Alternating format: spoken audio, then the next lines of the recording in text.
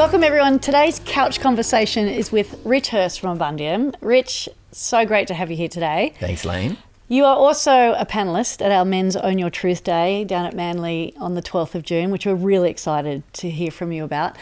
Before we talk a little bit more about that, can you tell us a little bit about yourself and about Abundium? So I am a father of five. I'm passionate about a lot of different things. One in particular is helping people to discover their better selves and bring out the best in others. And I think that's reflected by the career and sort of professional training that I've had in organizational and positive psychology. So super intrigued by how do you bring out the best in humanity and especially in the workplace.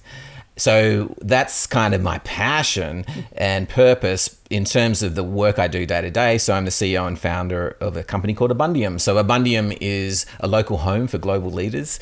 We're all about, better leaders, better world. And who we work with are the local CEOs and executive teams of companies that are headquartered offshore, somewhere else in the world. So the world's biggest brands we work with. So over the last 5 years, we worked with about 200 of the world's biggest companies that have operations in Australia.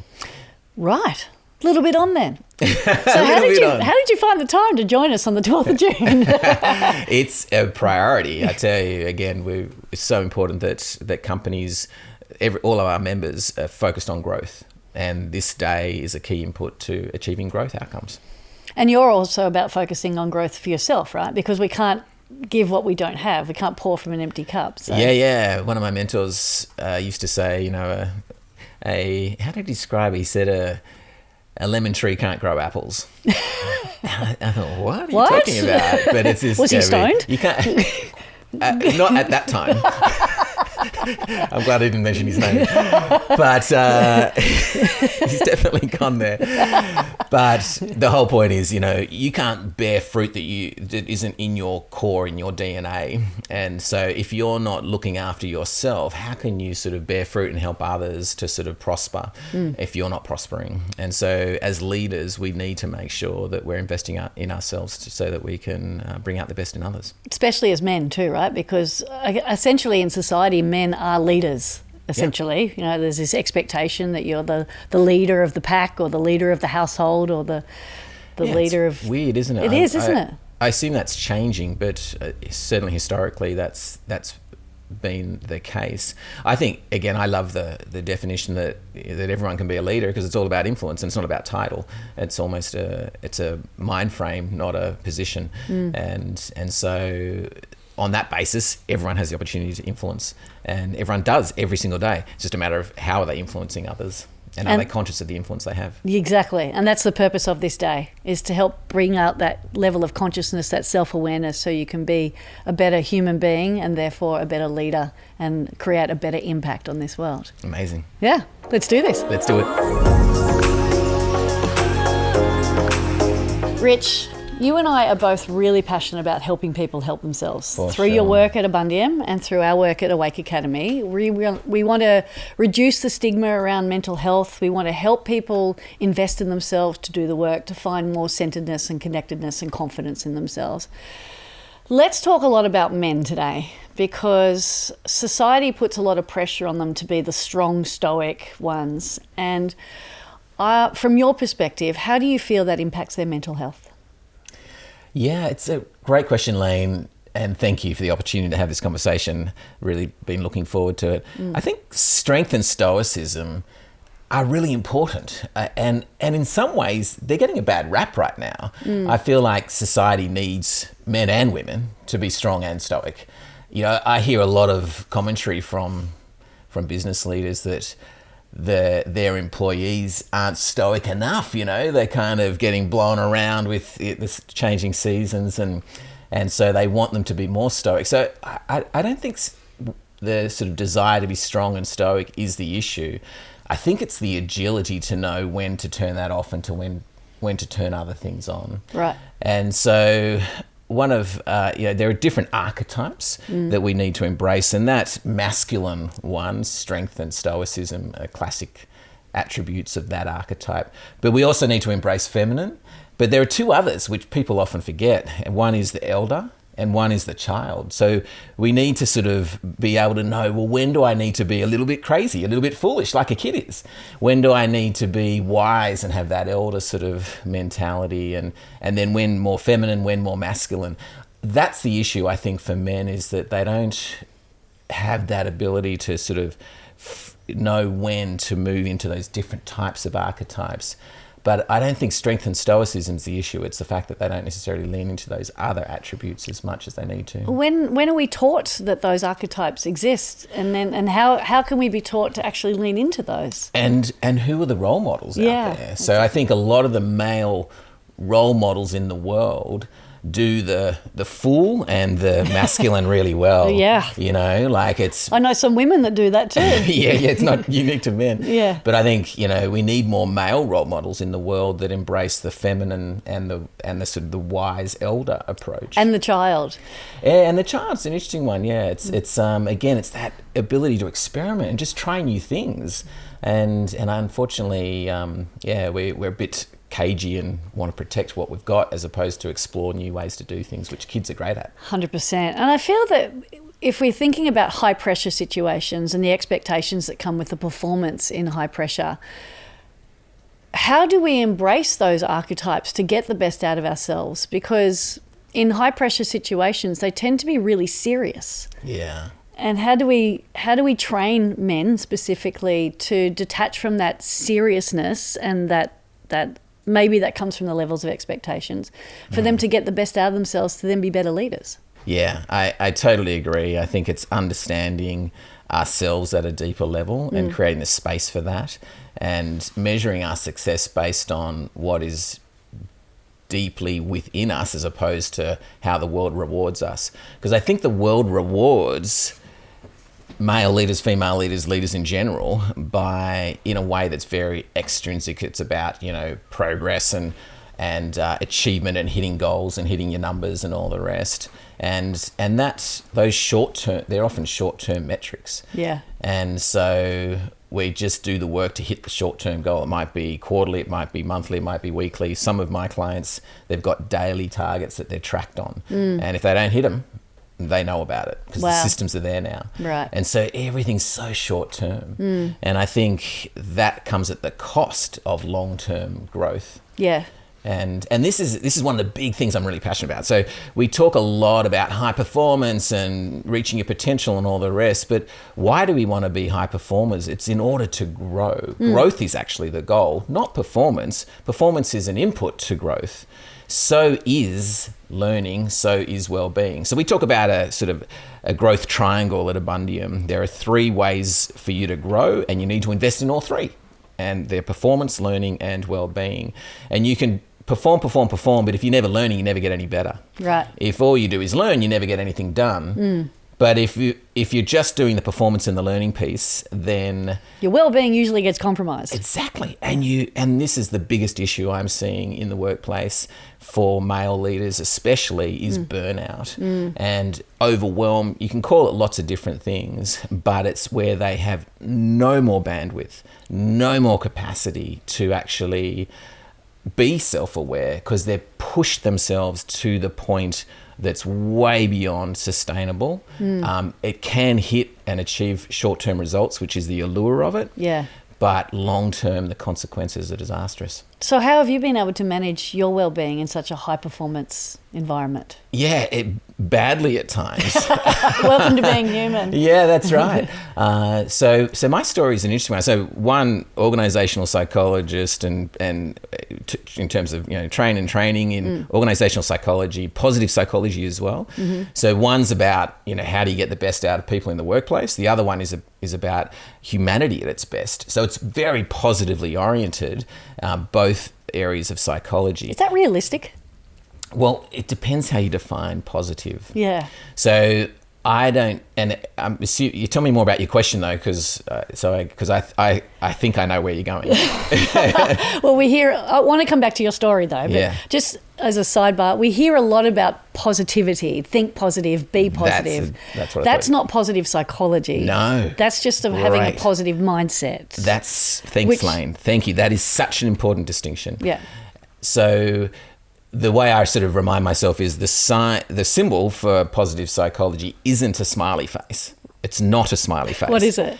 It's a plus sign. Oh. That's positive. So it's how does everything you go through grow you is kind of the bumper sticker for it. Yeah, grow through what you go through. Yeah, grow through what you go through. And so that's the thing. It's about how does everything you go through add to your life. Now, that might be hardship. It might be, depression, anxiety. It might be a range of difficult things. But how do you go through that in a way that grows you is what positive psychology is all about. Can also be a lot of positive things too. For sure. Lots of joyful things. Yeah. Yeah. And the joyful things we know from positive psychology are the things that actually undo the impact of some of those negative experiences which deplete us. And so it has this, what Barbara Fredrickson talks about, this broaden and build impact. It's quite phenomenal. Her research shows really clearly that when we experience positive emotions, it undoes the impact of negative emotions and broadens our minds to see new possibilities and thinking. And so, yes, if you're trying to be innovative and creative in the workplace, having a whole lot of negative emotion around you is not a good outcome. But negative emotions can be really good for analytical work and other forms of work. So again, all emotions serve us, but in different ways. And it's about understanding the roles that they play and embracing them. That's what positive psychology is about. It's not about just think positive and be happy. Because actually happiness is it's a terrible emotion to have if you're at a funeral. You're being chased by a bear. Don't be happy. Like, you want to be shit scared. Sorry, I don't know if I can swear on this. But of course. I'm sure I can. I'm with you. You're with me. But that's, again, it's about the context you're in and having emotions that are relevant to that. But again, positive psychology isn't just about emotions. It's about a whole raft of things, engagement, relationships, meaning, accomplishment. This is what positive psychology is all about. And it's a plus sign, not a smiley face. It's about developing in life the ability, no matter what you go through, at learning how it can grow you is what it's all about. Was there something that you went through that led you down this path? Was there something Funnily enough, yes and no. I think early on in my life, my mum was a nurse, worked in a nursing home, and she used to take me on her rounds with her, I think, just to...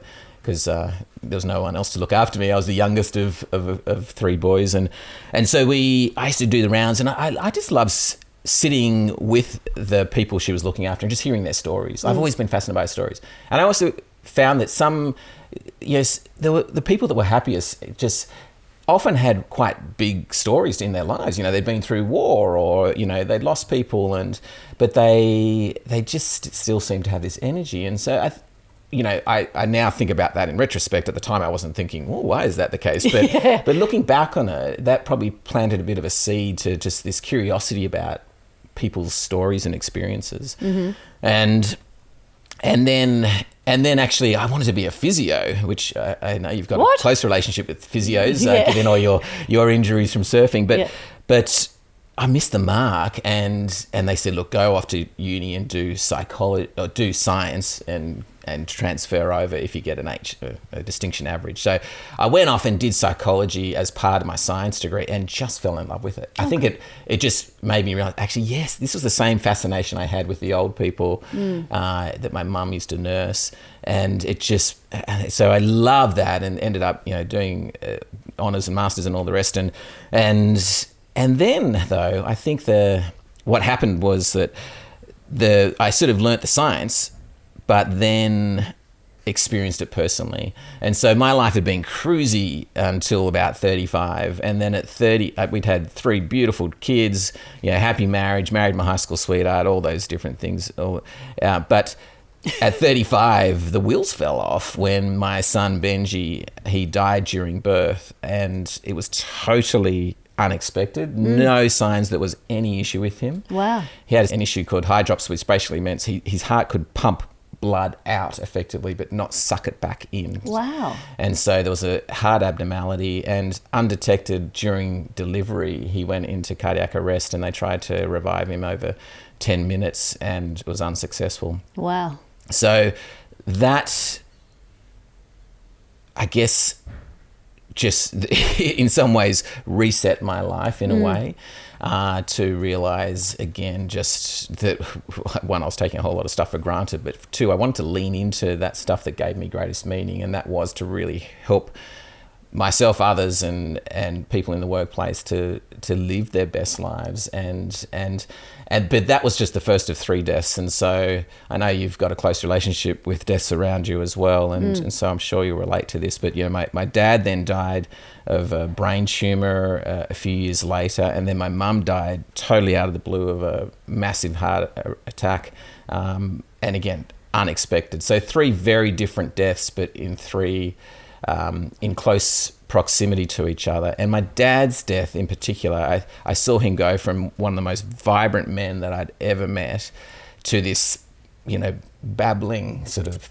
shadow of himself. He couldn't feed himself. He couldn't eat, because where the brain tumor was, it just, by the end, he was, non-verbal. It was horrible to see this demise over 7 months. There were some beautiful parts to it. I don't want to forget those. Yeah.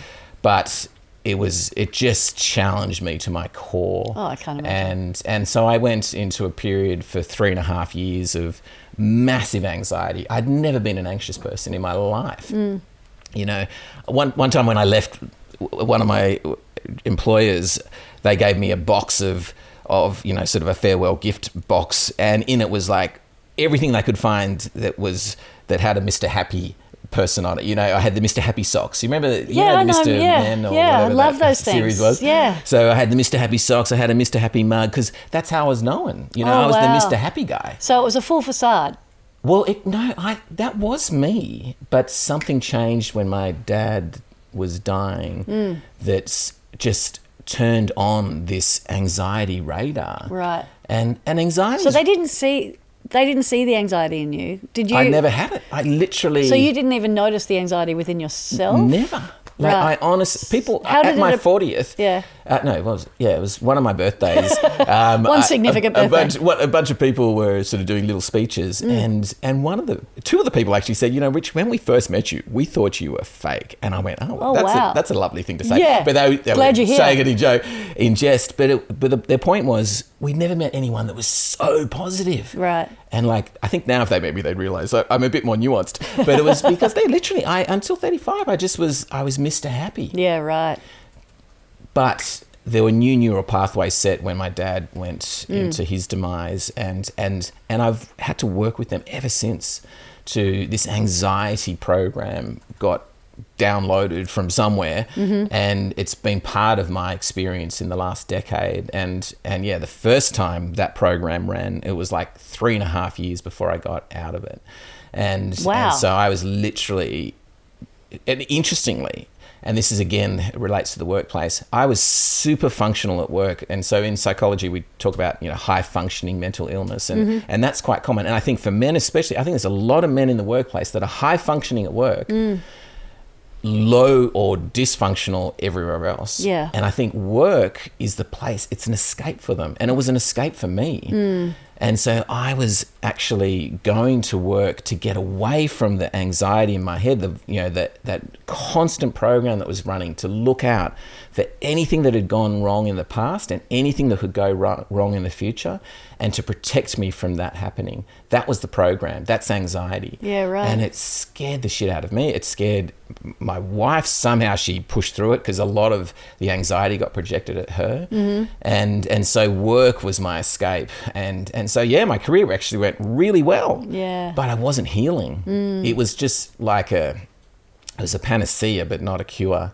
And I think again, it's not unique to men, but I think there's a lot of men who at work are high functioning. And this is the thing. Often we think, if you've got anxiety or depression or mental illness at work, we'll see it. You may not see it. Yeah. For every person where you do see it, there's probably 2 or 3 others that are high functioning at work, but inside are dying. I was literally dying, and I couldn't sleep at night. My brain was just running, like from the second I woke up to the second I went to sleep, unless I was working or distracted by something else. That anxiety program was just running rampant. Wow. So that was 3.5 years. Yeah. And then... That's a lot. And then I sort of came out... I remember the day I went into it, the day I came out of it was really interesting how that worked. So the trigger to go into it was your dad's demise? Indirectly, and the trigger to come out of it? I got to the bottom... I got to a place... I like the bottom. I got to a place... I got to the bottom of the pool, I describe it. You know, like, I don't know if as a kid, I have this memory of sort of learning how to swim and being in a pool and or treading water. No, what was it? I was in a pool and I'd been in it for ages and I just was exhausted and I couldn't get out. You know, I couldn't actually lift myself out. I'd been playing so hard, and so you had to go down to the bottom to push myself out with my feet to get out of the pool. You know, that was kind of the experience I had. I had to get to the bottom almost to push myself off the bottom. I thought you were going to say I had to get to the bottom and I just sat there because I didn't have the energy to push myself up. I mean, that thought had sort of never crossed my mind in terms of going out the other way, but I wanted to get out. Anyway, it was the pain of same was greater than the pain of change was really where I got to. I love that. The pain of same was greater than the pain of change. Yeah. And that's where we need to get people to. I think so, because we often sit in that place of mental distress or duress or illness, and it's so painful. Sometimes, you just need to you do get to a place where it's just like, I cannot do this anymore. And hopefully we can help people to realize there's an option up and it's not just an option out. And as we know, mental suicide for men is higher than, was it 3 times the rate for women? 9 a day, 7 are men, 2 are women. And that sucks, and we've got to do something about that. And great, we've got mutual friends that are doing work in that space as you are, and I'm really passionate about it too. So out's not the only option. Up is a far better option, clearly. Yes. How do we create pathways for people to get up out of the pool, off the bottom of it, and it's finding that way out. So for me, it was a point where I just went, I've got to change this. Does that mean I've never looked back? No, but 3.5 years was the first bout of real anxiety pervading every core of my existence. The next time it hit, it did come back a few years later. It was probably 6 months, and then the time after that was probably a few weeks. And now when I get to that place, I recognize it so clearly now. I can see it coming, kind of like a change in the weather. And it's like, okay, so here it comes. And a few things. One, I know it will pass, like the weather. It's not going to be here forever. And I've got through it before. I can get through it again. So that belief that, 1, it will pass. 2, I can get through this. And 3, knowing that it's there's normally something that I need to learn from it. Right. And I think that's the big thing with mental health, is it's not, again, about just being happy all the time. Actually, that'd not be functional to be happy all the time. That's dysfunctional. We need to be angry. We need to be sad. We need to be guilty. Guilt's a really great emotion. It tells us we're probably doing something we shouldn't be. Yeah, exactly. Like, all these emotions are really important. But mental health is about, developing the tools to, again, grow through what we go through. And normally when my anxiety turns up, it's trying to teach me something. It might sound a bit strange, but I actually have a name for my anxiety. Oh, good. I call it Dennis. Dennis the Menace. Exactly. Aha. He is a menace. He's a pain in the ass. Yeah. He turns up when I don't want him to. That's why he's a menace. But he is a friend as well. Yeah. He's just one of those awkward friends. He's there to protect you. He's there to protect me. That's his goal. Yeah. He's out there going, Rich, something bad's coming, or something bad might come, or something bad's just happened. And so whenever Dennis shows up, it's like, okay, Dennis. Now I literally, and again, this might sound strange, but I literally have a conversation with him. It's like, Dennis, what's going on? How does he show up? It's a feeling. I can feel it in my body. Where? It's often my heart. Like, my heart actually aches. Oh, wow. And the, heart rate goes up. My gut, I can feel it in my gut. Like, I feel sick when Dennis turns up. It's funny. I was talking to you the other day about being at Snapper Rocks, and I just had the most beautiful holidays. 10 days with my family. Everything was amazing. And then one of the triggers happened. I know what they are, and they're consistent. I'm here on Snapper Rocks, Gold Coast. Beautiful day, just amazing surf. Everything was perfect with my family. And Dennis shows up. I was like, Dennis, seriously, not now. This is not good time. Fuck off, Dennis. But yeah, it's like, okay, what is it now, Dennis? Yes. And to actually, again, to lean into it versus avoid it, deny it, suppress it. So true, Layne. Lean into it. Which is where we often fail when these triggers appear. So my question to you in relation to men specifically who may be listening to you and go, yes, that's me. That's what I deal with, or that's how I experience life. Like I'm a high-functioning, anxiety-riddled person. Yeah, guilty as charged. Yeah, what advice do you have for them?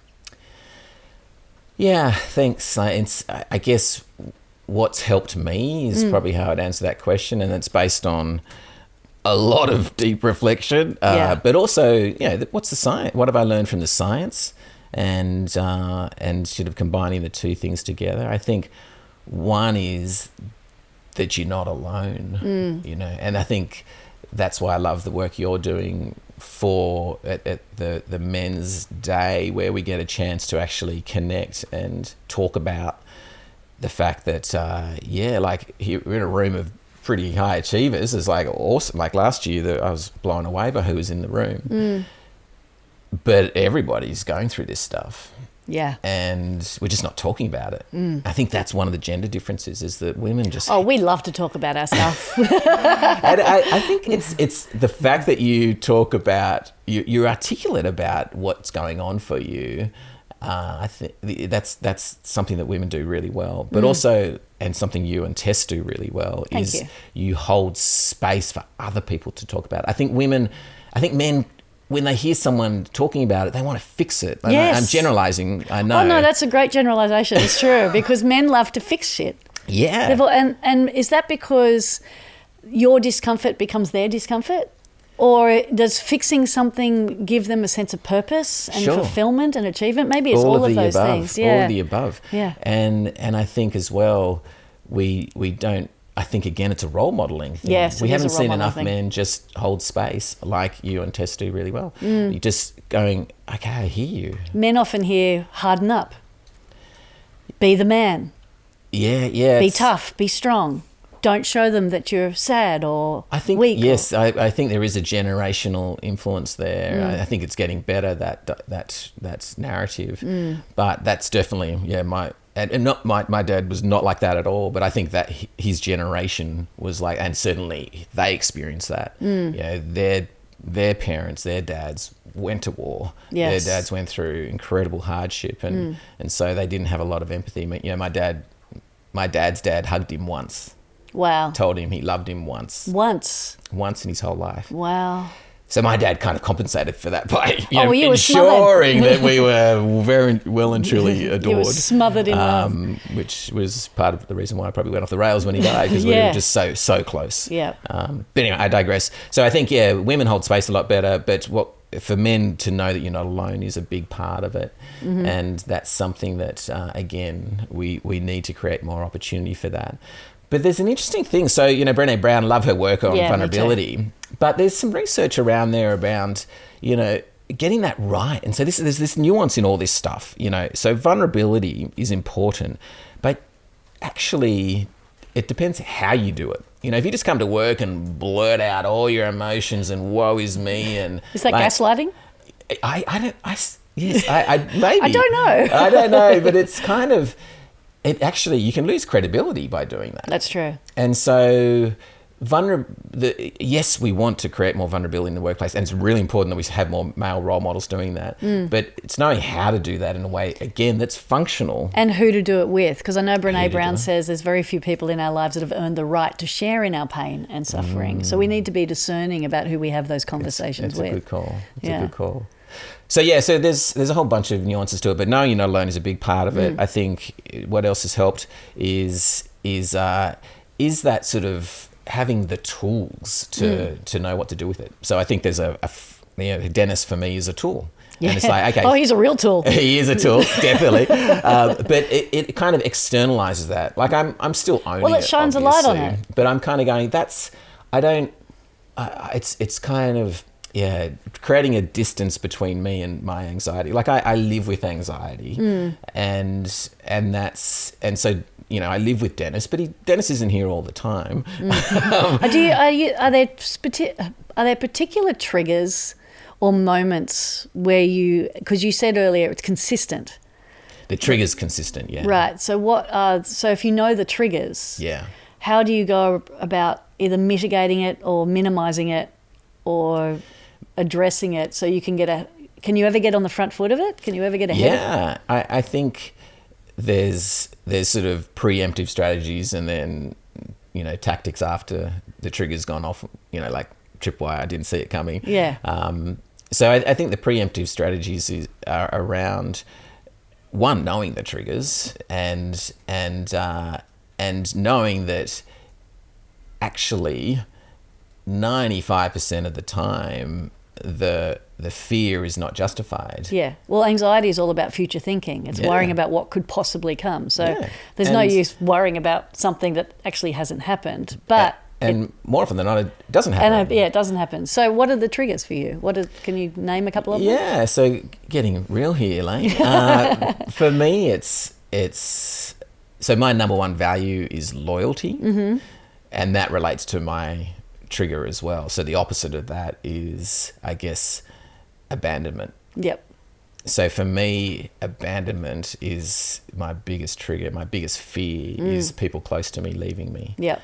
And so I guess, makes sense. And you got plenty of proof points.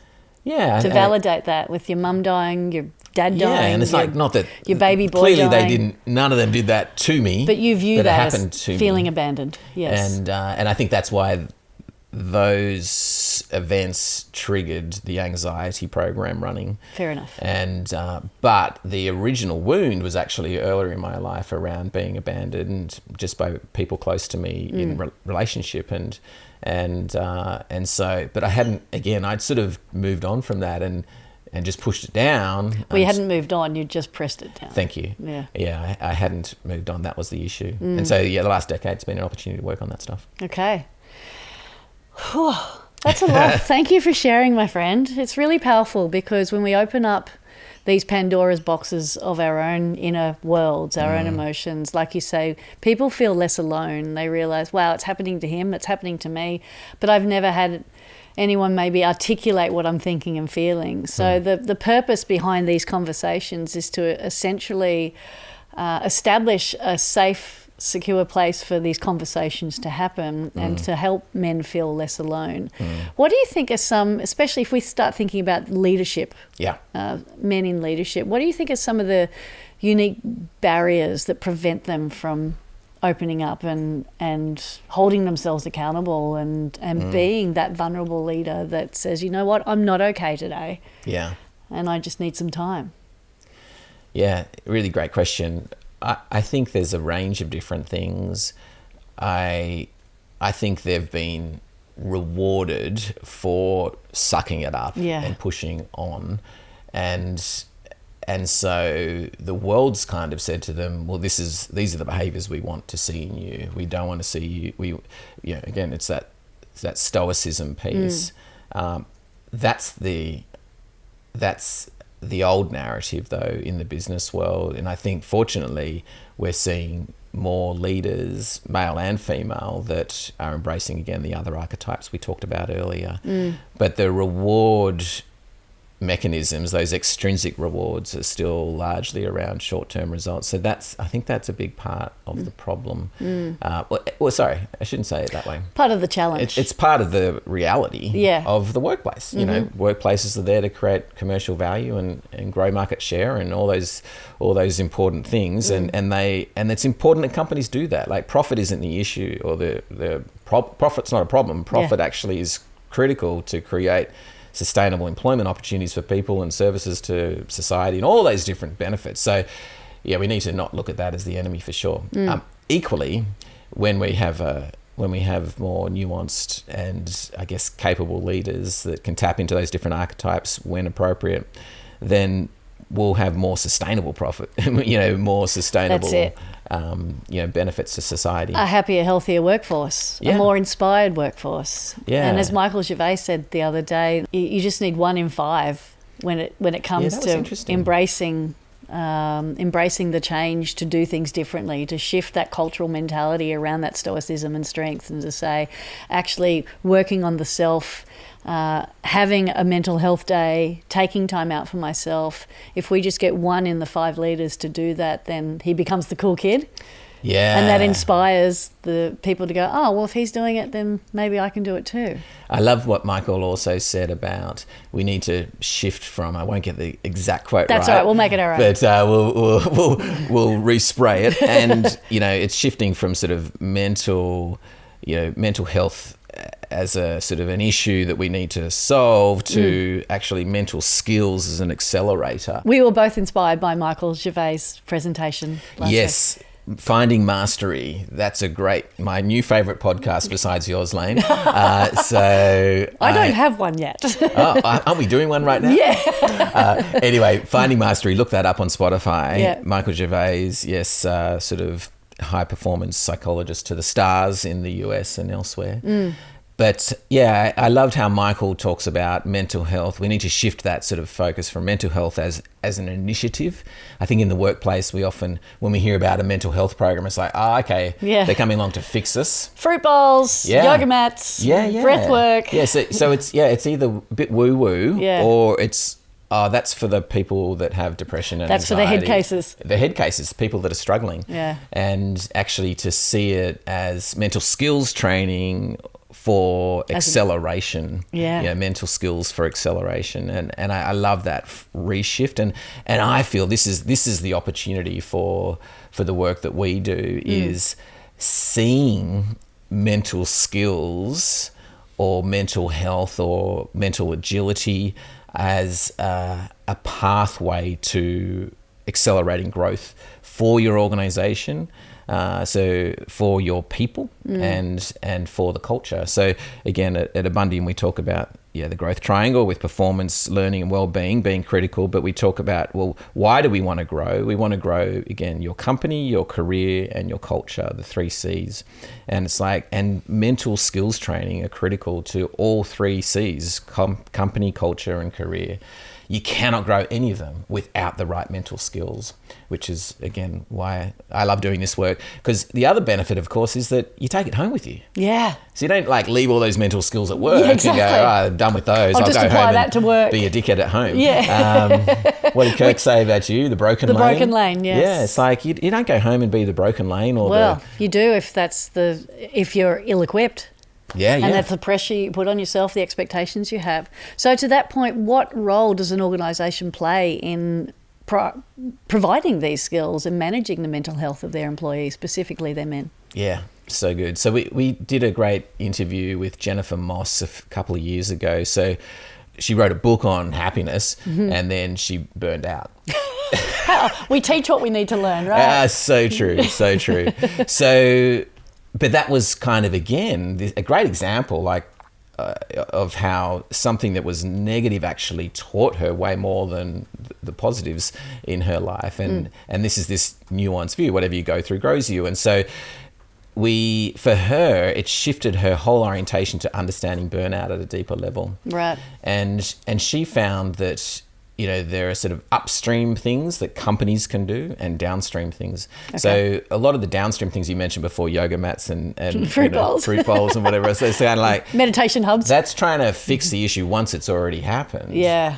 But actually, what can companies do upstream in terms of what's causing those issues? Yes. What's the preventative measure? And Jennifer talks about the fact that, WHO has defined burnout as an occupational phenomenon. Being the World Health Organization. Who has... So, yes, that out of context, it's who? Yeah. Who are you talking about? Yeah, exactly. No, who's on second? Who's on second? I thought it was why. But, there's it's a burnout. It isn't something that it's unique to the workplace according to the World Health Organization, and organizations need to address the upstream contributions they're making to it, as well as support downstream, however they can in the downstream fashion. But what's causing the upstream? So before I get to the upstream, so what they're saying is if you're not in the workforce, you're not going to experience burnout. Well, maybe not to the same degree. Yeah, I think what they're trying to do is say organizations need to take accountability for their contribution to burnout. So let's swim upstream. And if you define, depending on how you define organizations, I mean, a family is an organization. That's so you true. could burn out at home. That's true. And again, so it's not just for profits or not for profits or public sector. It's like anything that is effectively an organization of human beings. A unit working together. Yeah. But they have leaned more into corporations to go and go, you guys need to take accountability for this because burnout is costing society a fortune, and it's costing $70 billion a year. And it's costing your company too. So it's like, again, and 30 million lost working hours. These numbers blow my mind. Yeah. Considering how is that possible? Yeah, but exactly. You can see it. And again, for every burnt out person, there's a high functioning person who's right on the cusp of burnout. So again, you might think, we've got the burnout people in our business. But then look at the superstars over there, not realizing it is such a slippery slope from high performing to burnout. And that was the other thing I realized. As I mentioned before, my journey was like, sorry, I shouldn't click on. I like the that. microphone. I wish I could do that. You can clap. Yeah. So the slope, it was such a slippery slope for me. Literally from one day to the next, I was like in a great place and then totally dysfunctional the next. And so again, it's a really slippery slope, this mental experience thing that we go through in life. And that can be true in the workplace as well. We can go from high performing to burnout in a heartbeat. So don't think that it's obvious and you'll have a long lead time to address it if you're an employer. Yeah. You need to get ahead of it and think so about how the do upstream we factors. how do we get nearly every organization has an EAP, right? Yeah.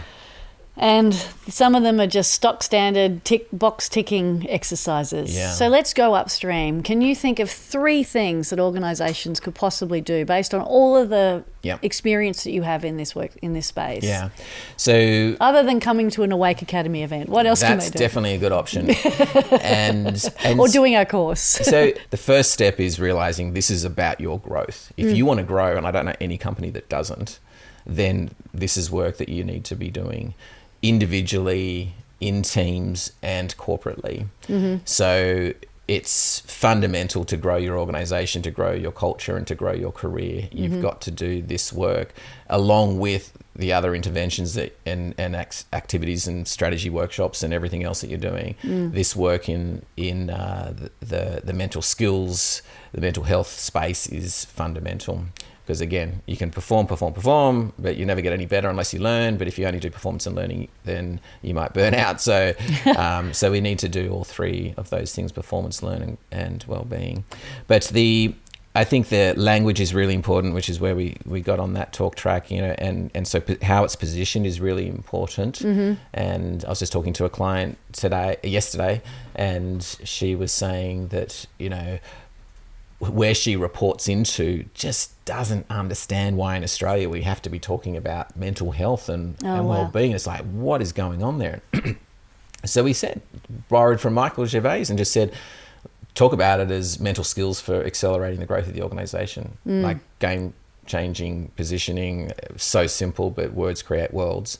So just work out what are the words that are going to move this focus forward, and then give people the skills, the frameworks they need in advance of encountering Dennis or whoever it might be. Mine's called the worm. The worm. Yeah. I like that. Yeah, it's a worm that burrows itself into my subconsciousness. Oh, that sounds painful. Oh, well, it is actually, yeah. Or sometimes I refer to it as the itty bitty shitty committee that sits on my shoulder and gives me a hard time.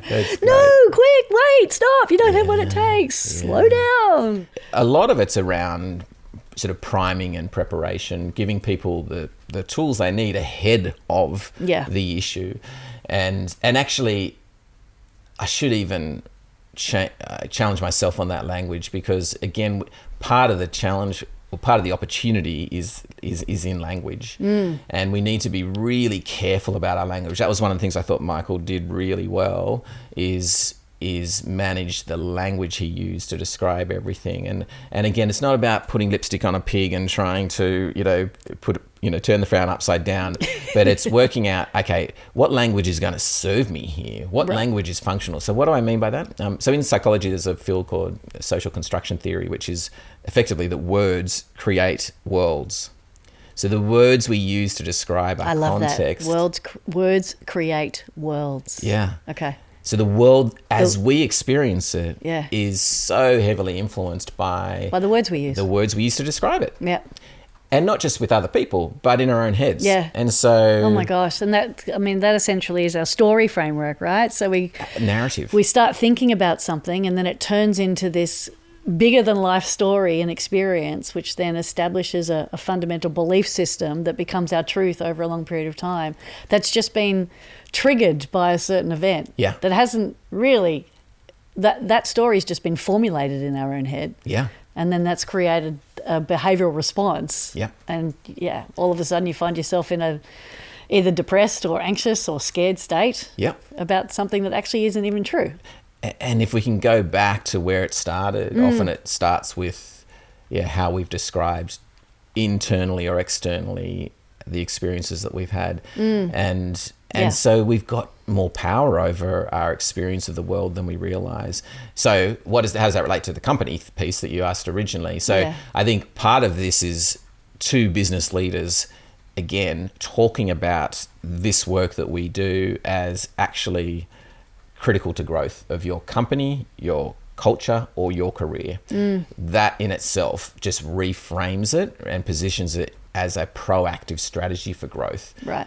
And that's what Michael does as well in terms of its mental skills as an accelerator. Like, this is the work that we do. You can't be a 7 times world champion without getting the right mental skills behind you. And obviously, people know your story.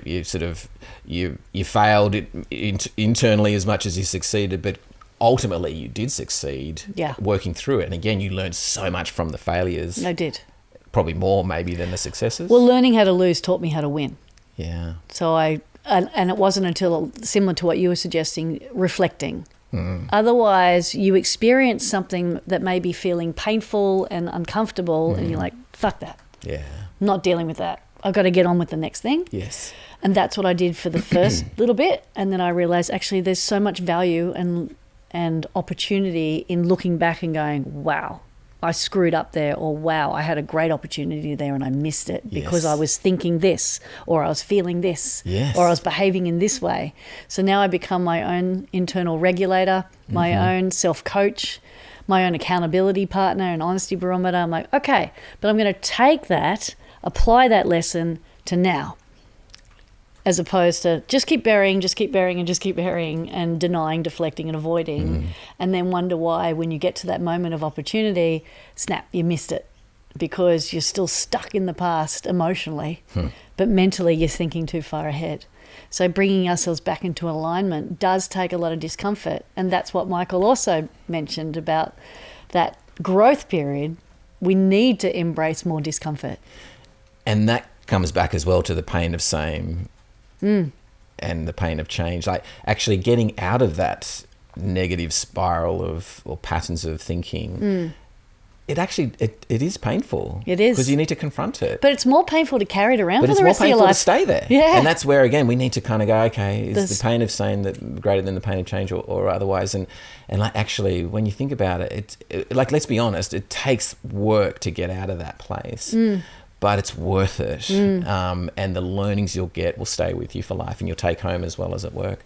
So we've got a really simple framework that we talk about, ABC. And we talk a lot about anti-fragility in the workplace.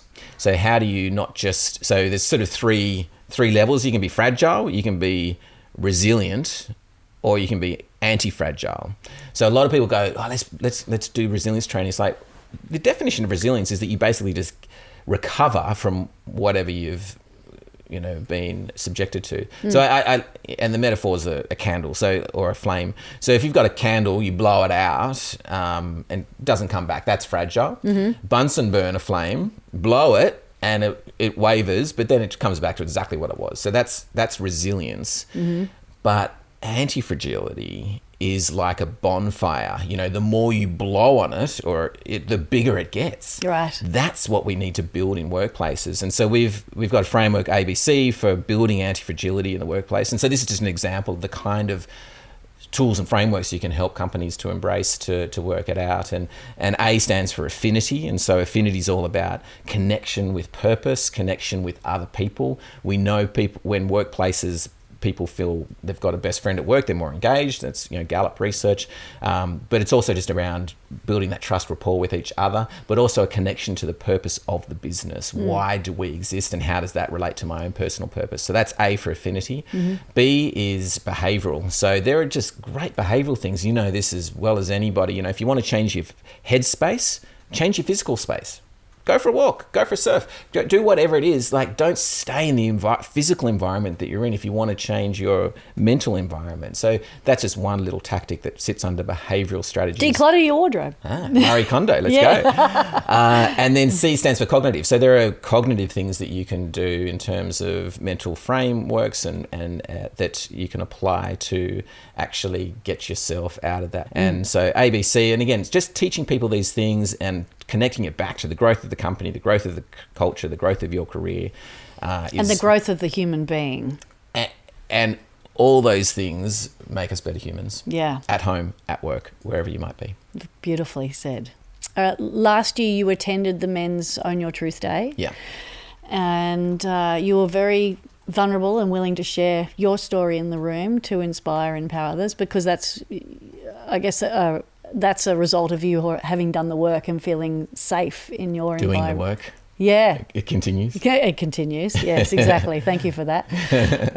What would you say to any person, any man out there who's considering or is just considering attending the day? What advice would you give them? It's a other really, than just show up. Just show up. Yeah. No, really important question.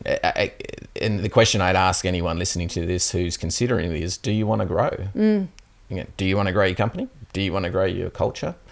Do you want to grow your career? If the answer is yes, come to this, because this day will help you do that. That's the only question you really need to answer. Yeah. And all the research, the evidence, the growth triangle we've been talking about, it just all speaks to the very clear reality that this is a key catalyst, accelerator for growth. So if growth's what you're interested in, and I don't know many people that aren't interested in that. Except my husband. I'm sure that's not true. No, it's not. How could he be married to you and think otherwise? But yeah, because I challenge him every day. If you want to grow, come to this. And for business leaders, they are under more pressure than ever to grow their companies, the cultures in those companies, and if they can do that, then their careers will grow. So given that enormous pressure for business leaders today to achieve growth in a very challenging marketplace, this day and everything that relates to it is fundamental to achieving that outcome. What about people that aren't employed? Great question. I assume growth is still of interest to them. And so it's more personal growth. Yeah. Well, all of this comes back to personal growth. One of my mentors, the fabulous Peter Fuder, he talks about, a company can never outgrow its leaders' growth. And I think that's true if you're unemployed as well. It's like your life growth is totally dependent on your inner growth. I guess what manifests around you is dependent on you doing the inner work. The outside is a reflection of the inside. So that's, in some ways, this day is equally, if not even more important, if you're in a stage of unemployment and wanting to advance in that, to get employed again. Yeah, or a state of transition. State of transition, great call. We work with a number of CEOs that are in transition between roles, and it's so important that they keep their head in that growth space. When they're going for a role or a job, people can see, are you backing yourself? Are you developing yourself? Are you working on you? because I don't want to employ someone that's not proactively interested in growth and being the best version of themselves and bringing out the best in others. So you need to reflect that to the world, and this kind of day is a way to show that, yeah, you're investing in you because you believe you've got way more to give than you already have, and the best years are ahead of you. So great point. Couldn't have said it better myself. Thanks, Layne. Thanks for the opportunity. I love our collaboration, love all the work we've done over the years, and look forward to many more years of seeing what we can do together to help the world, again, bring out the best in the world and help people in the world to bring out the best in others. I think the world needs more of that. Yeah. Well, thank you for walking the walk and walking the talk. I mean, you're definitely helping people be their best selves and bring the best out in others. And you do that with me as well when we work together. So I'm grateful to have had this opportunity to share these stories with you, and I trust everyone's enjoyed the conversation. So thanks, Rich. Thank you, Layne.